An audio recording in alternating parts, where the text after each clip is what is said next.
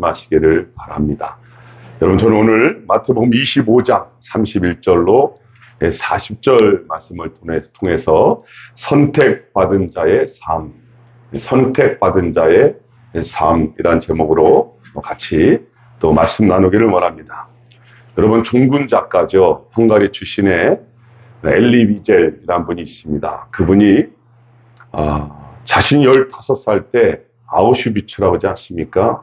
정말 유대인들이 학살당하는 그 현장에 붙잡혀 가서 부모님을 다 거기서 잃고 그런 고통과 희생의 현장 속에서 하나님의 은혜로 가까스로 살아남은 거예요. 그래서 그분이 그것을 잊을 수가 없는 그 사건을 기억하면서 나이트라고 하는 책을 쓰셨고 또 80몇 년인가요? 노벨 평화상까지 받는 그렇게 분이 되셨습니다. 그렇게 남은 삶을 그렇게 하나님 그런 자신의 어떤 고통과 아픔 속에서 겪었던 현장을 많은 사람들에게 생생하게 증언하면서 잊으면 절대로 안 된다는 것을 가르치는 삶을 살았던 분입니다.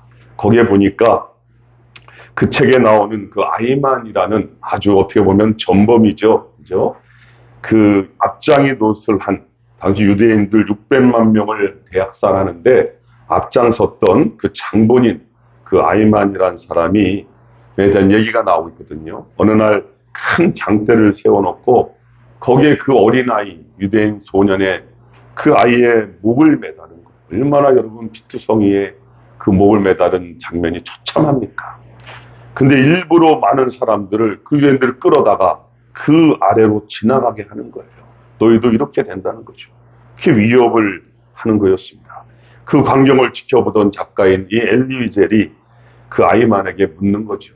도대체 하나님은 어디에 계시냐?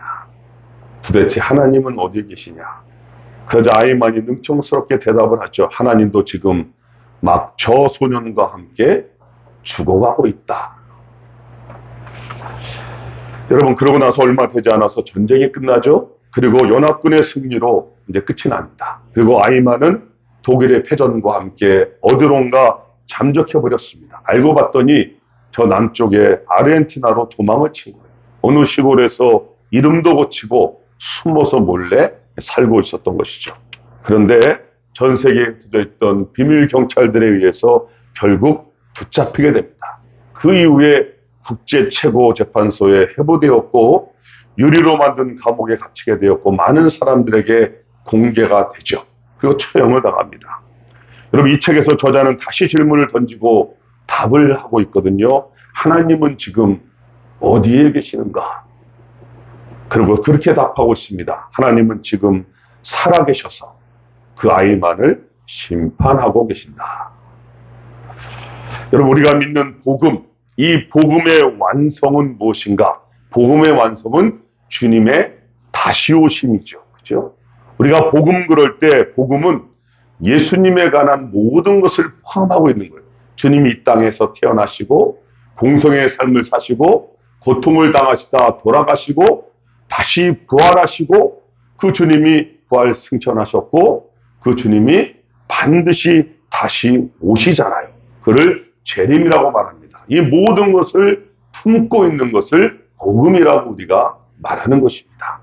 여러분, 그런데 성경에서 말하는 주님의 재림이 무엇인가? 그 재림은 이제 주님께서 심판주로 오시는 거예요. 주님이 다시 오신다는 것은 이제는 더 이상 우리에게 기회가 남아있지 않는 것을 말하죠. 이 노아의 방주의 문이 이제는 이미 닫혀버린 겁니다. 마지막 심판만 남아있는 것이죠. 여러분, 오늘 그 모습이 오늘 본문의 내용이거든요.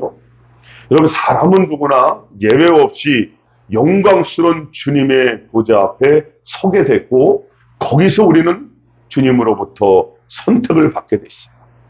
가부간의 결정이 나는 거죠. 천국과 지옥, 영생과 영벌의 결정이 그 앞에서 나는 것입니다.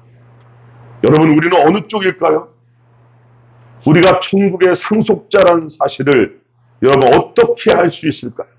오늘 우리는 본문 속에서 두 가지만 그 해답을 찾아보도록 하지요.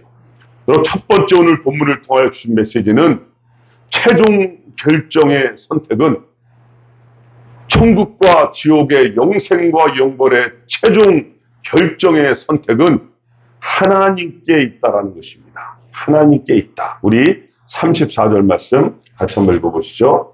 34절입니다. 시작. 그때에 임금이 그 오른편에 있는 자들에게 이르시되 내 아버지께 복받을 자들이여 나와 창세로부터 너희를 위하여 예비된 나라를 상속하더라.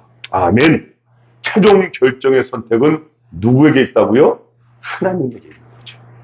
여러분, 우리는 먼저 이 부분을 주목해야 합니다. 천국과 지옥, 영생과 영벌에 대한 최종 선택권이 누구에게 있는가? 바로 우리 주님에게 있다는 사실을 잊지 말아야 하는 것이죠. 여러분, 주님께서요 마지막에 구별한다는 거잖아요. 마치 양과 염소처럼 나눈다는 거예요. 너는 양, 너는 염소. 그러니까 우리는 목축 문화가 아니기 때문에 양과 염소 그러면 그게 뭐 쉽게 와닿지는 않지만, 그러나 그 당시 유대인들의 문화는 목축의 문화잖아요. 그러니까 양과 염소만큼 더 쉽게 그들이 이해할 수 있는 게 없는 거예요. 가장 그들이 이해할 수 있게 쉽게 양과 염소로 구분하는 것으로 우리에게 설명해주고 있는 것이죠. 여러분, 그렇습니다. 여기서 중요한 포인트는 그 선택에 있어서, 주님이 우리를 선택하는 데 있어서 나의 역할이 들어가느냐 들어가지 않느냐라는 것이죠. 내가 선택받는 데 있어서, 그렇죠? 조금이라도 내가 노력을 하면 염소의 자리에 있던 내가 양의 자리로 과연 옮겨질 수 있는 것인가? 아니면 내가 양의 자리로 선택을 받았는데 내가 좀 잘못하면 다시 염소의 자리로 바뀌는 것인가? 여러분, 이 선택에 대한 신앙이 바르게 잡혀 있어야 흔들리지 않는 거죠. 그렇지 않으면 계속 교회 다녀도 혼동될 수밖에 없는 거예요. 여러분, 제가 그래봐서 알거든요. 저는 교회를 다녔지만 그 당시에 젊은 청년 시절에 부흥사분들이 와갖고 구원의 확신이 없는 사람은 일어나라 그러면 저는 매번 일어났어요. 모태신앙인데. 이게 혼동이 됐던 거예요. 확신이 없었던 거예요. 그래서 그날 또 이제 영접 기도를 하고, 그 다음에 또 어느 집회에서 어느 분이 또 다 일어나세요 그러면 가만히 있지를 못하겠는 거예요. 또 일어나는 거예요. 그럼 제가 이런 선택에 대한 확신이 없다 보니까 그 삶을 제가 살아봐서 알거든요. 여러분, 선택의 모든 주권은 누구에게 있다고요? 하나님께 있는 것이죠. 그래서 성경은 하나님을 토기장이로, 우리를 뭐라고요? 진흙으로 설명하고 있는 거예요. 토기장이의 손에 의해서 그 진흙은 때로는 쓸모있게도 되고 때로는 쓸모없어지기도 하는 것이죠. 여러분, 진흙이 토기장이에게 말할 수 있는 것은 아무것도 없어요. 있을 수가 없는 거죠. 여러분, 그런데 지금 세상을 한번 돌아보세요. 이 세상은 하극상이 벌어지고 있지 않습니까? 진흙이요, 자기가 토기장이 돼요. 지금 세상이 그렇게 돌아가고 있어요. 진흙이 자신들이 토기장이 돼요. 그래서 진짜 토기장에는 필요가 없대요. 진흙이요, 그냥 내가 다 할 수 있다는 거예요. 그래서 자기 스스로 자체 구원도 만들어 놓고 자기 스스로 자체 구원의 길도 만들어 놨어요. 여러분, 요가가 뭔지 아세요? 요가가 힌두교에서는요, 구원 수행 요법이에요. 살 빼는 수단이 아니라요. 그 자세 하나를 통해서 신과 내가 합일되는 구원 수행 요법이 요가예요. 다 구원의 길을 만들어 놨다니까요. 경로만 다양한 것이죠. 여러분, 그러다 보니까 어떤 일이 벌어져요? 진짜가 필요가 없잖아요. 그죠? 진짜가 필요 없는 거예요. 그래서 그들은 진짜를 십자가로 몰고 간 거예요. 그 십자가에다가 완전히 진짜를 못 박아 버린 것이죠. 당신 따위는 필요 없다는 것이죠. 우리는 우리의 바벨탑을 쌓고도 이렇게 멋지게 충분하게 살 수 있다고 외치고 있죠. 여러분, 그것을 우리가 인본주의라고 그렇게 말하는 것입니다. 여러분, 그런데 중요한 것은 그 인본주의라고 하는 것이 주님의 피로 값주고 세우신 이 교회 안에까지 들어왔다는 것이. 왜 그럴까요? 그것은 이 땅의 지역교회들이 불완전하다고 하는 것을 오히려 반증시켜주는 거예요. 그래서 여러분, 지상에 있는 교회들이 완벽하리라고 생각하면 절대로 안 됩니다. 그럼 상처받아요. 그럼 너무나 고통스러워요. 지상에 있는 교회는요, 완전하지 않아요. 그러다 보니까 교회 안에서 뭐예요? 싸움도 생기고 분열도 생기고 차마 말로 할 수 없는 별의별 일들이 지금 다 일어나고 있는 이유가 바로 거기에 있는 것이죠. 여러분, 진정한 교회가 뭐라고 말씀드렸어요? 진정한 교회는 눈에 보이는 건물이 아니라고 제가 계속 강조하고 있잖아요. 진정한 교회는 바로 선택받은 우리들이, 바로 여러분들이 하나님께서 주목하시는 진정한 교회인 줄로 믿습니다. 우리 한번 인사 나누시죠. 진정한 교회이십니다. 예. 여러분, 그렇기 때문에요, 교회가 서로 경쟁 관계에 있다는 것은 사실은 말도 안 되는 거예요. 교회가 경쟁 관계를 한다는 것은 그 자체가 성립이 안 되는 거예요. 좀 더 모일 수도 있고 좀 더 덜 모일 수도 있는 거죠. 하나가 되고 연합이 되면 제일 좋겠지만 그게 안 되잖아요. 그렇지 않습니까? 여러분, 그것 또한 눈에 보이는 교회가 불완전하다라고 하는 한계를 스스로 인정하는 것에 불과한 거예요. 여러분, 우리는 쉽게 이해할 수 있습니다. 여러분, 천국의 예배, 우리가 영원토록 거하며 주님의 얼굴을 항상 바라보며 예배하는 그 천국의 예배에 분열이 있을까요? 여러분, 천국에도 교파가 나눠져 있습니까? 장로교, 감리교, 순복음, 침례교. 여러분, 천국에도 교파가 나눠져 있을까요? 없잖아요.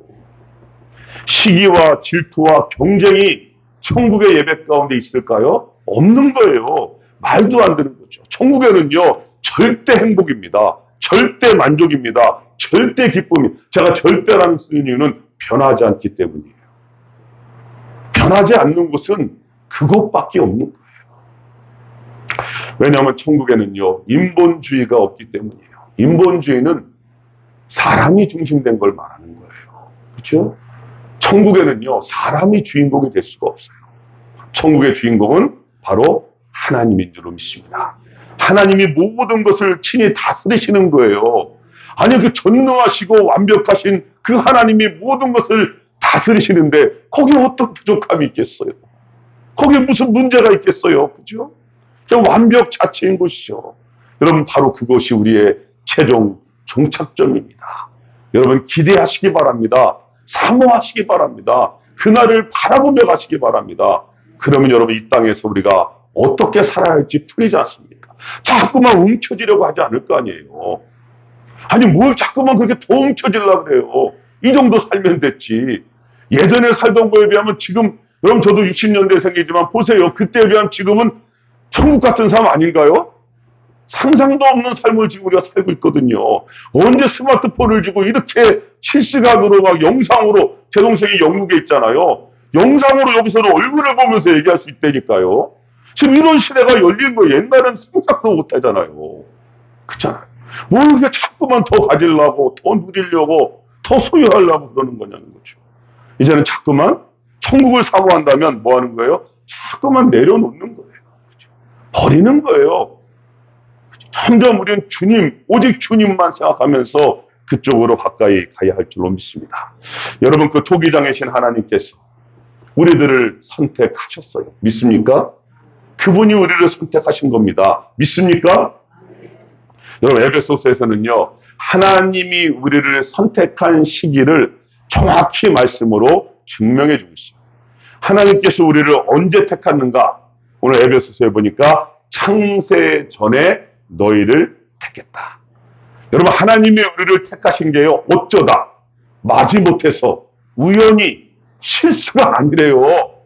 이 세상이 만들어지기 전에 영원 속에서 창세 전에 하나님이 우리를 어떻게 했다고요? 택하셨다는 거예요. 할렐루야. 그 정도로 소중하고 고귀한 분들이 아니면 왜 하나님이 그렇게 미리 택하시겠냐는 거예요. 그렇죠? 분명히 밝히고 있습니다. 여러분 오늘 본문에도 보니까 창세로부터 너희를 위하여라고 설명하잖아요. 창세로부터 너희를 위하여. 그럼 이 말을 왜 하나님께서 말씀하고 있겠어요? 그러니까 제발 이제는 좀 흔들리지 말라는 거예요. 저처럼 구원의 그런 걸 물어보면 또 일어나고, 그래서 또 의심되니까 또 일어나고, 여러분 이제 그런 것 좀 그만하라는 거예요. 그리고 제발 내가 선택받겠다고 무엇을 좀 보태면 더 좋을까? 내가 이걸 하면 선택을 받을까? 나는 그런 생각을 빨리 버리라는 거예요. 그냥 하나님의 선택을 믿으시기 바랍니다. 신뢰하시기 바랍니다. 그리고 담대해지시기를 주님의 이름으로 축복합니다.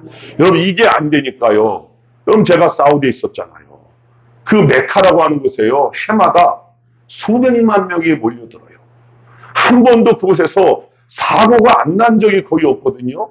이번에도 제가 뉴스를 보니까 거의 뭐 500~600명이 죽었대요. 여러분 사우디는 50도가 넘는 무더위지 않습니까? 뭐 갖추어진 게 없어요. 저는 그 현장을 간 사람이에요. 그 메카의 그 현장을 제가 갔더니 카바신전까지 가본 사람이기 때문에 알아요. 얼마나 사람들이 구름대까지 몰려들어왔고요. 발 디딤조차도 없어요. 그런데 여러분 왜 그들이 목숨 걸고 거기를 갈까요? 자신들이 그렇게 해야 하나님이 나를 선택한다라고. 자신들이 그렇게 노력을 해야, 그래야 자신들의 선택을 받고 구원을 받는다는 것 때문에 목숨 걸고 가는 거예요. 그렇지 않으면 그들이 왜 가겠습니까? 잘못된 그런 생각 때문에, 잘못된 것을 배웠기 때문에 지금도 수백 명이 죽어가면서도 그 현장에 사람들이 가는 것입니다. 여러분 제가 여러 번 말씀드렸습니다. 저는 요한복음 15장 16절 말씀을 통하여 주님을 인격적으로 만났어요. 그 내용이 뭡니까? 너희가 나를 택한 것이 아니라 내가 너희를 택하여 세웠다. 이 말이 뭐예요? 원시가 네가 나를 택한 게 아니고, 네가 나를 택하는 데 있어서 네가 아무것도 행한 것이 있는 게 아니고 내가 너를 일방적으로 택한 거야. 이거거든요. 저는 여기서 여러분 꼬꾸라진 거거든요. 하나님이 저를 일방적으로 택하신 거예요. 여러분 여기서 제가 할 수 있는 게 무엇이 있겠습니까? 제가 여러분 뭐 열심히 기도해서 선택을 받았나요? 뭐 메카처럼 그렇게 순례를 가서 선택을 받았나요? 봉사를 열심히 해서 선택받았어요? 공부를 잘해서 그런가요? 직업이 좋아서 그런가요? 아니잖아요. 그냥 하나님이 일방적으로 원시가 너는 내 거야, 내가 너를 선택했어라고 일방적으로 선택해 주신 거예요. 여러분 그래서 우리가 뭐라고 말합니까? 오직 은혜. 여러분 그래서 우리 기독교의 가장 중요한 사상이 뭐예요? 오직 은혜가 되는 거예요. 가장 중요한 거예요. 오직 은혜인 거예요. 여러분 은혜 받은 우리가 그러면 할 수 있는 게 뭐겠습니까? 아니 일방적으로 하나님의 은혜로 말미암아 선택을 받았다면 우리가 할 수 있는 건 하나밖에 없는 거 아니에요? 감사잖아요. 어떻게 나 같은 죄인을 선택해 주셨어요? 주님 감사합니다. 주님 감사합니다. 여러분 저는 새벽마다 기도할 때 다른 거 기도하지 않잖아요. 주님 감사합니다. 그리고 또 사랑을 고백하는 거예요. 주님 사랑합니다. 여러분 그러면 되는 줄로 믿습니다. 항상 주님의 선택에 감사하며 사랑을 고백하며 사시기를 주님의 이름으로 축복합니다. 오늘 또 한 가지, 두 번째로 오늘 본문을 통하여 주신 메시지는 우리가 선택받았다는 그 증거가 무엇인가? 우리가 선택받았다는 그 증거가 바로 우리의 삶이라는 거예요. 우리의 삶. 우리의 삶이 증거라는 것입니다. 우리 한번 40절 말씀 같이 읽어보시죠. 오늘 40절 말씀 같이 있습니다. 시작. 임금이 대답하여 이르시되 내가 진실로 너희에게 이르노니 너희가 여기 내 형제 중에 지극히 작은 자 하나에게 한 것이 곧 내게 한 것이니라 하시고 아멘. 아멘. 여러분 오늘 우리 본문은 우리에게 두 종류의 삶을 보여주고 있죠. 하나는 선택받은 사람들의 삶, 또 다른 하나는 선택받지 못한 사람들의 삶을 보여주고 있어요. 결국 하나님께 선택받은 사람들의 삶은 그 삶이 증거가 될 수밖에 없다는 거예요. 여러분 그 삶의 증거가 무엇일까? 성경은 그것을 한마디로 욕하고 있습니다. 이웃 사랑입니다. 오늘 박범수 지사님이 기도도 하셨죠? 이웃 사랑이요. 그게 우리의 삶의 증거다라는 것이죠. 여러분 성경은 결국 하나의 줄기로 흐를 수밖에 없어요. 그 첫 번째는 하나님 사랑이잖아요. 그죠? 그 다음은 무엇입니까? 이웃 사랑이잖아요. 십자가도 마찬가지잖아요. 하나님 사랑과 이웃 사랑을 말하고 있는 거죠. 여러분, 하나님 사랑은 다른 것이 아니에요. 그 하나님이 우리를 먼저 사랑하신 거예요. 그분이 먼저 우리를 선택해 주신 거예요. 그 사랑에 대한 우리의 반응이죠. 그 은혜에 대한 감사, 감격, 고백, 이것이 우리가 하나님 앞에 드릴 수 있는 것이잖아요. 여러분, 우리가 할 수 있는 하나님 사랑의 최고의 응답이 뭘까요? 우리가 할 수 있는 최고의 응답이 뭘까요? 촛불 들고 사회 정의를 외치며 나아가는 것일까요? 물론 그것도 필요할 때가 있겠지만 그것이 우선될 수는 없잖아요. 여러분, 우리가 하나님 앞에 우리의 사랑을 가장 잘 표현할 수 있는 것이 무엇인가? 저는 그것이 예배라고 믿습니다. 저는 예배보다 내가 더 하나님을 사랑한다는 표현은 없다고 생각하는 사람이에요. 그래서 예배가 여러분 그 원어로 프로스키네오라고 그러는 거예요. 여러분, 프로스키네오가 뭡니까? 그 하나님의 임재 앞에, 하나님 앞에 완전히 그냥 납작 엎드리는 거예요. 그 하나님의 은혜와 감동이 임해서 우리의 고개를 들을 때 우리의 눈과 눈을 마주 보시는 그 주님의 사랑의 힘으로 말미암아 다시 일어나는 그 감동, 감격, 그게 바로 프로스키네오예요. 그게 예배인 것이거든요. 여러분, 그래서 하나님의 사랑을 받은 사람은, 하나님께 선택된 사람은 반드시 그 사랑이 너무나 좋아서, 그 은혜가 너무나 좋아서, 그 은혜에 너무나 감사해서 이웃사랑으로까지 나아가게 되어 있는 것이죠. 여러분, 그것을 오늘 본문에서 설명하고 있는 거예요. 여러분, 주님은 자기 자신을 오늘 뭐라고 표현하고 있습니까? 지극히 작은 자다. 작은 자다. 지극히 작은 자와 자신을 동급으로 좀 표현하고 있어요. 여러분, 그 지극히 작은 자를 사랑하는 것이 곧 주님을 사랑하는 것이다라는 거예요. 그런데 그 지극히 작은 자의 모습이 어떻습니까? 기가 막히지 않습니까? 우리의 상상을 뛰어넘는 거예요. 줄이고, 목마르고, 나그네되고, 헐벗고, 병든 자의 모습. 여러분, 이 모습을 좋아하는 사람들이 누가 있어요? 그렇죠? 오히려 아무도 관심을 가지지 않잖아요. 여러분, 그런데 이것을 통해서 주님이 우리에게 무엇을 말씀하시려고 하는 것인가? 여러분, 이것은 우리가 선악과의 불순종 이후에 바로 이 모습이 우리의 본래의 모습이었다는 것을 보여주시는 거예요. 우리가 바로 여러분 지극히 작은 자였다는 거예요. 아무도 관심 갖지 않았던 사람들이 바로 우리들이라는 거죠. 그런 우리를 친히 선택해 주시고 친히 찾아와 주시고 영광스러운 하나님의 자녀 삼아 주셨다는 것, 바로 그 사실을 절대로 잊지 말라고 말씀해 주시고, 여러분, 그러니까 그런 선택과 사랑을 받은 우리가 어떻게 살 수 있을까? 여러분, 당연히 우리는 이웃사랑으로 나아갈 수밖에 없는 거예요. 그것이 선택받은 사람들의 삶의 증거가 된다는 것이죠. 그 마음을 한마디로 표현한다면 컴패션이라고 말씀하시죠. 그걸 우리나라 말로 쉽게 표현한다면 긍휼이죠. 긍휼. 긍휼의 마음이죠. 여러분, 긍휼의 마음을 원어로 스플랑크니 조마이라고 그러는데, 그건 어떤 마음이냐면요, 이 창자가 뒤틀려서 끊어지는 아픔과 고통을 가진 마음. 그러니까 어떤 사람을 바라보고 있는데 저 사람에게 나아가지 않고서는 막 견딜 수 없는 이 창자가 끊어지는 고통과 아픔을 견딜 정도로 가만히 있을 수가 없는 거예요. 그 사람에게로 가지 않고는 견딜 수 없는 마음이에요. 이 마음이 컴패션, 긍휼이거든요. 여러분, 오늘 본문에 보면 참 재미있지 않습니까? 주님께서 말씀하십니다. 너희는 내가 줄일 때에 먹을 것을 줬어. 너희는 내가 목마를 때에 마실 것도 줬어. 너희는 내가 나그네 되었을 때 영접도 해줬고, 너희는 내가 헐벗을 때에 옷도 입혀줬고, 내가 옥에 갇혔을 때 와서 봤잖아. 주님이 말하는 거예요. 여러분, 그런데 당사자인 그들이 뭐라고 말합니까? 주님, 우리가 언제, 우리가 어느 때 그렇게 했어요? 저는 그렇게 했는지 모르겠는데요?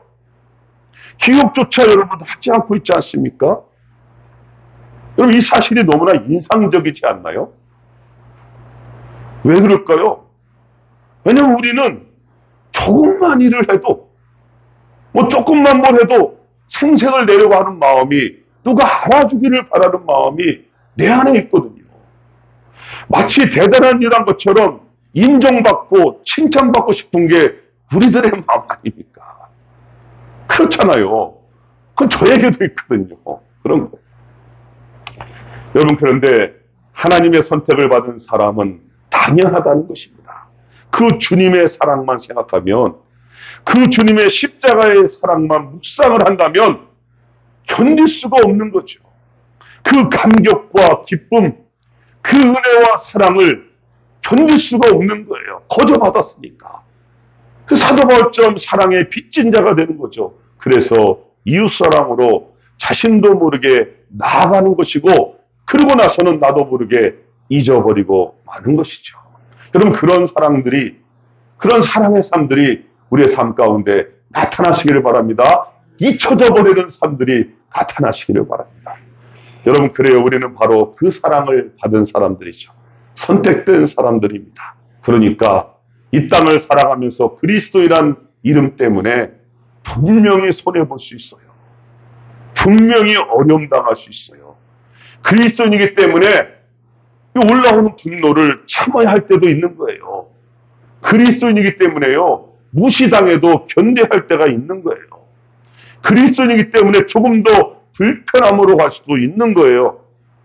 여러분, 그런데 중요한 것은 아무리 그런 상황이 닥친다 할지라도 우리를 향한 주님의 그 사랑은 변함이 없는 줄로 믿습니다.